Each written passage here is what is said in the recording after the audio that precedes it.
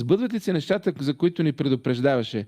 Говорим за дигитално евро, говорим за наблюдение и контрол.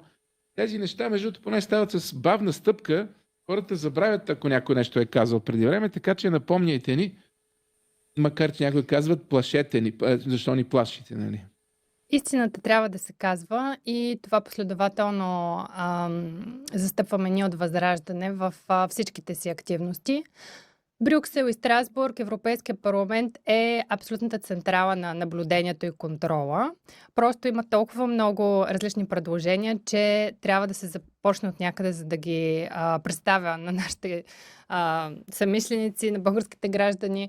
Абсолютно всичко това, което казахме, се случва. Това беше изключително важно да влезе този дебат в България и да се заговори за предложенията, които между другото не са нови, те са от 2023 година.